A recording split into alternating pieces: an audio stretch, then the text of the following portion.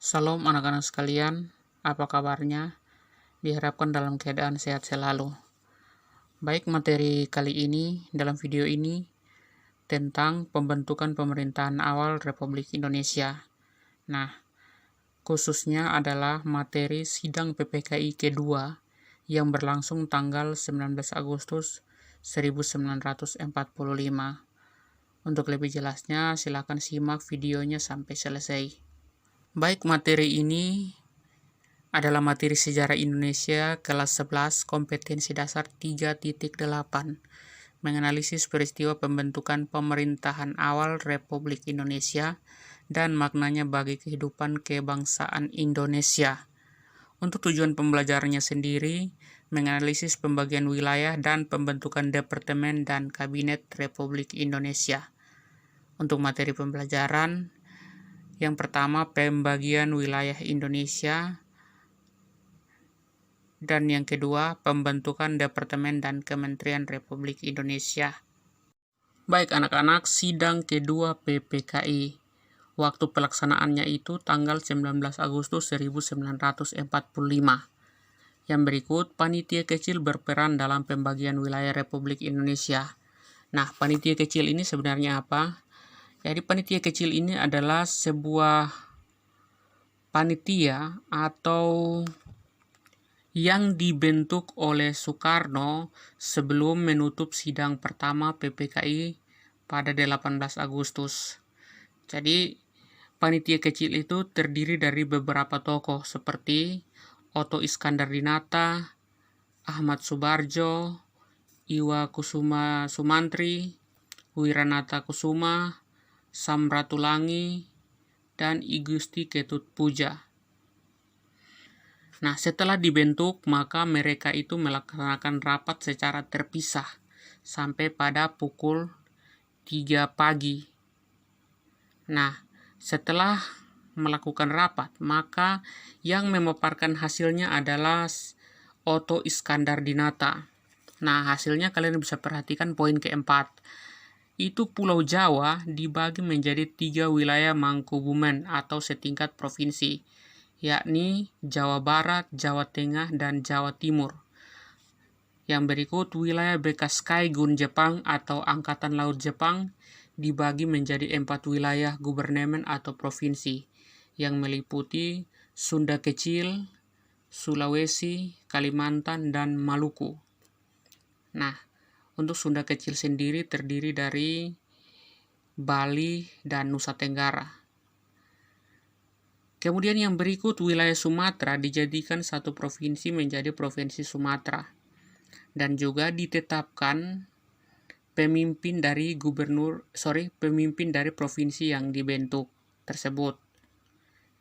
Nah, anak-anak pasti kalian bertanya kenapa hanya dibentuk 8 provinsi.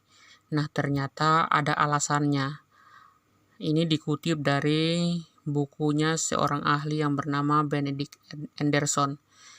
Dia mengatakan ada 2 alasan yang kuat. Yang pertama, alasan utama diterimanya usulan pembagian provinsi oleh panitia kecil ialah agar para anggota PPKI yang datang mewakili daerah-daerahnya dapat dilantik menjadi gubernur pertama, guna meletakkan sistem pertahanan pemerintahan Republik. Alasan yang kedua, karena menurut pertimbangan jaringan komunikasi juga memang sangat sulit, sehingga apa yang ada itu yang dibentuk, baru kemudian nanti dalam perkembangannya dulu baru diatur lagi. Kalian bisa perhatikan di poin nomor 5, itu pembagian wilayah Provinsi Sunda Kecil, Sulawesi, Kalimantan, dan Maluku itu memang merupakan bekas wilayah Angkatan Laut Jepang. Kalian ingat kembali materi tentang pendudukan Jepang di Indonesia itu, Jepang datang dan membagi Indonesia menjadi 3 wilayah. Nah, salah satunya Kaigun itu memang wilayah-wilayahnya itu ya itu sudah 4 itu sudah.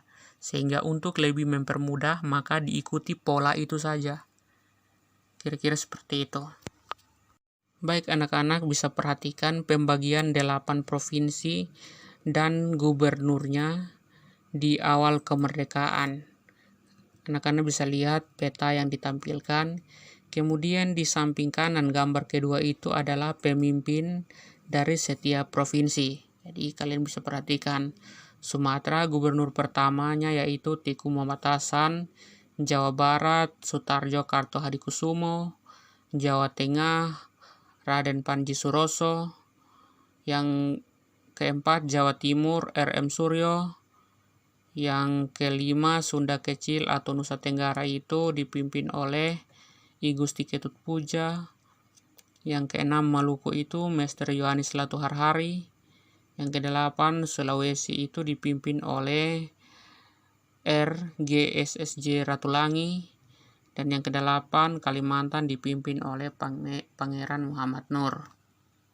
Yang berikutnya lagi pembagian kementerian pada awal kemerdekaan.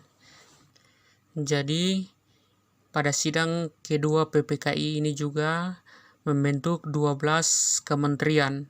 Rinciannya kalian bisa perhatikan di situ. Ada Menteri Luar Negeri sampai pada Menteri Kesehatan, juga pemimpinnya atau orang yang memegang jabatan tersebut. Jadi kalian bisa perhatikan di situ.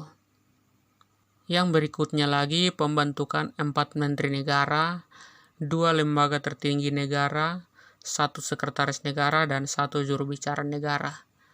Jadi kalian bisa perhatikan di situ menteri negara ada 4, juga pemimpinnya, kemudian Mahkamah Agung, Jaksa Agung, Sekretaris Negara, dan Juru Bicara Negara, dan orang yang memangku jabatan sudah ada di situ jelas, tinggal dibaca saja. Nah, kalian pasti perhatikan di situ ada 4 menteri itu, sedangkan sebelumnya ada 12 menteri di situ. Nah, ini menteri negara ini adalah menteri yang membantu presiden dan tidak bertanggung jawab kepada DPR. Nah, baik anak-anak, secara umum hasil sidang PPKI kedua tanggal 19 Agustus tahun 1945 itu ada 3. Yang pertama, pembagian wilayah Indonesia menjadi 8 provinsi. Yang kedua, pembentukan 12 departemen, menteri negara, sekretaris negara, dan juga juru bicara negara. Dan yang ketiga, membentuk Komite Nasional Daerah atau KNID untuk membantu gubernur menjalankan pemerintahannya di tingkat provinsi. Baik anak-anak, sekian dari materi mengenai sidang PPKI kedua. Semoga bisa dipahami. Terima kasih banyak.